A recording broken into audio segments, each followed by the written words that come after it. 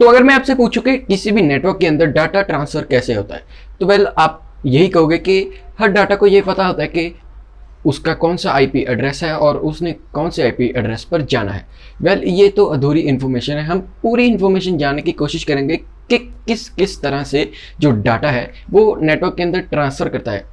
तो वैसे इसका कोई एक मेथड नहीं है, इसके 3 मेथड्स होते हैं। तो आज हम इन्हीं 3 मेथड्स के बारे में जानेंगे। तो पिछली वीडियो के अंदर हमने ये देखा था कि नेटवर्क क्या होता है और जो सबसे बड़ा नेटवर्क जिसे हम इंटरनेट कहते हैं वो कैसे काम करता है।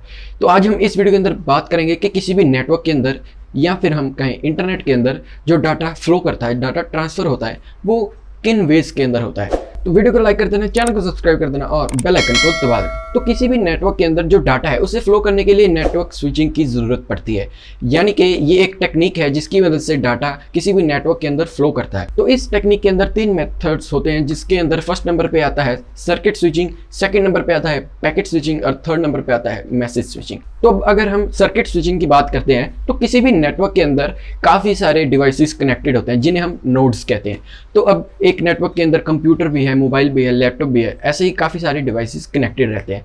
तो अब मान लीजिए एक कंप्यूटर ए ने कंप्यूटर बी को इंफॉर्मेशन सेंड करनी है, तो अब वो क्या करेगा। अब इंफॉर्मेशन सेंड करने के लिए कंप्यूटर ए हमारा जो डाटा है उसे सेंड करेगा, लेकिन उसे सेंड करने के लिए एक सर्किट बनाना पड़ेगा और एक पाथ बनाना पड़ेगा जिसकी वजह से वो डाटा को ट्रांसफर कर पाएगा। अब जो कंप्यूटर ए है उसने कंप्यूटर बी को कुछ डाटा ट्रांसफर करना है, तो वो पहले एक रास्ता बनाएगा जिसकी मदद से वो डाटा को ट्रांसफ़र कर पाएगा। और जो वो रास्ता है वो काफ़ी सारे कंप्यूटर्स के बीच में से गुजरेगा, यानी कि कंप्यूटर ए है और कंप्यूटर बी है, इन दोनों कंप्यूटर्स के अंदर काफ़ी सारे और डिवाइसेस भी कनेक्टेड होंगे जिनकी मदद से डाटा ट्रांसफ़र होगा। रास्ते के अंदर काफ़ी सारे कंप्यूटर्स आ रहे हैं, तो वो जो डाटा है वो पहले किसी और कंप्यूटर के पास जाएगा और वो चेक करेगा कि क्या ये जो डाटा है वो इसी कंप्यूटर के लिए भेजा गया है। तो वो कंप्यूटर कहेगा नहीं, इस कंप्यूटर के लिए नहीं भेजा गया, तो वो फिर आगे ट्रांसफ़र हो जाएगा। फिर ऐसे ही काफ़ी सारे कंप्यूटर्स को टच करते हुए वो डाटा जब पास कर जाएगा और जब अपनी फाइनल डेस्टिनेशन यानी कि कंप्यूटर बी पर पहुंचेगा, तो वो डाटा चेक करेगा क्या ये डाटा इस कंप्यूटर के लिए भेजा गया था। जब वो कहेगा हाँ इसी कंप्यूटर के लिए भेजा गया था, तो वो उस कंप्यूटर के अंदर चला जाएगा। तो अब ये था सर्किट स्विचिंग। तो अब हम बात करते हैं पैकेट स्विचिंग की। तो बात करते हैं पैकेट स्विचिंग की।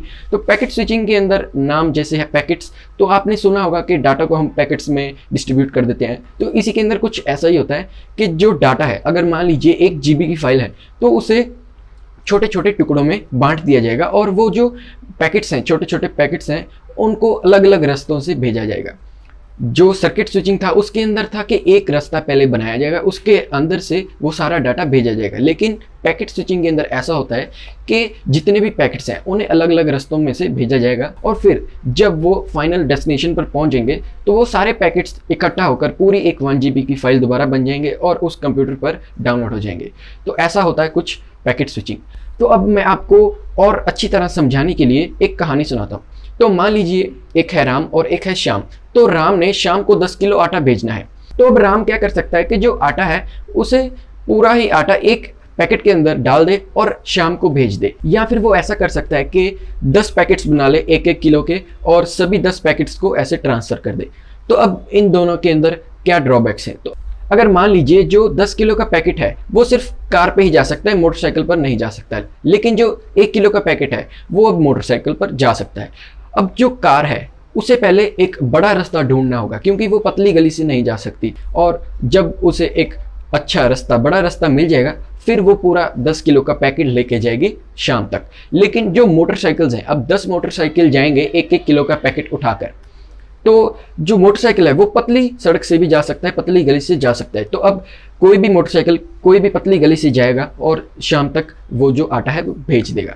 तो अब बात यहाँ ये आती है कि अगर बड़े रास्ते पर भी काफ़ी सारा रश लगा हुआ है, जाम लगा हुआ है, तो कार नहीं जा सकती। लेकिन अगर मोटरसाइकिल भी बड़े रास्ते से चला जाता है तो वो कहीं से भी, हम सड़क से जैसे मोटरसाइकिल कहीं से भी निकाल लेते हैं, तो वैसे ही वो मोटरसाइकिल निकाल लेगा और शाम तक पहुंच जाएगा। तो अब इसमें बात ये आती है कि कोई सा भी रास्ता हो, जो मोटरसाइकिल है वो शाम तक पहुंच ही जाएगा, और जब 10 के 10 मोटरसाइकिल शाम तक पहुंच जाएंगे तो सारा आटा उसके तक पहुंच जाएगा। लेकिन जो कार वाला सिचुएशन है उसके अंदर जब तक कार जाम में फंसी है तब तक फंसी रहेगी, जब तक जाम खुलेगा नहीं, जब तक जाम क्लियर नहीं होगा तब तक वो कार उस तक पहुंच नहीं सकती। तो कुछ ऐसा ही होता है पैकेट स्विचिंग और सर्किट स्विचिंग के अंदर।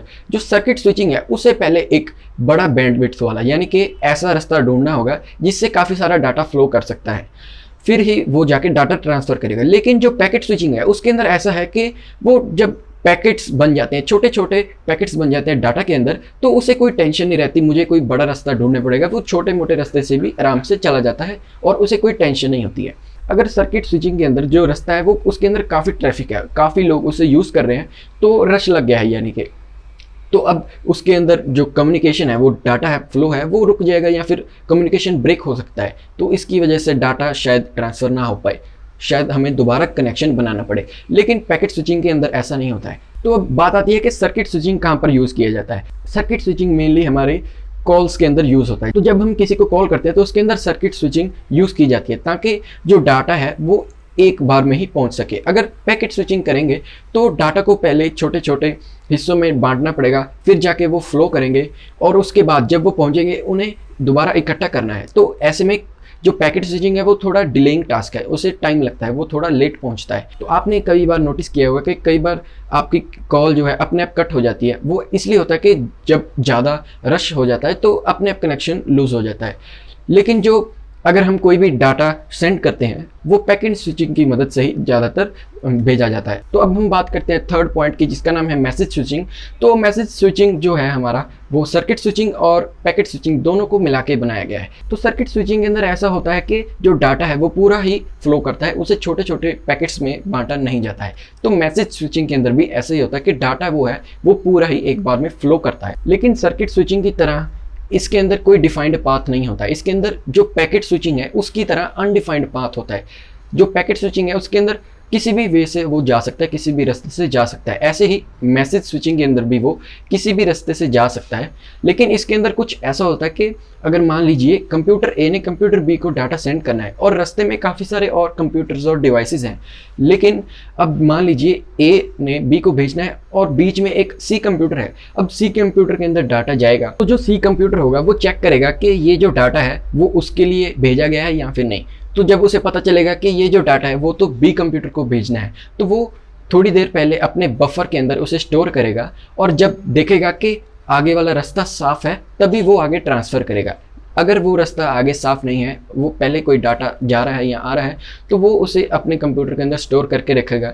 लेकिन जब वो रास्ता खाली हो जाएगा तो उसे आगे भेज देगा बी कंप्यूटर के पास। तो मैसेज स्विचिंग तो इतना ज़्यादा पॉपुलर नहीं है, लेकिन जो सर्किट स्विचिंग और पैकेट स्विचिंग है वो काफ़ी ज़्यादा यूज़ होता है। आपने सुना होगा TCP/IP, तो TCP/IP भी पैकेट स्विचिंग का ही यूज़ करता है। तो आने वाली वीडियोज़ के अंदर हम बात करेंगे कौन कौन सा हार्डवेयर यूज़ होता है नेटवर्किंग के अंदर। तो बने रहना हमारी इस सीरीज़ के साथ। वीडियो को एंड करते हैं, वीडियो को लाइक कर देना, चैनल को सब्सक्राइब कर देना और बेल आइकन को दबा देना। हम आपके लिए ऐसे वीडियोस लाते रहेंगे और आपका नेट पैक खर्चवाते रहेंगे। धन्यवाद।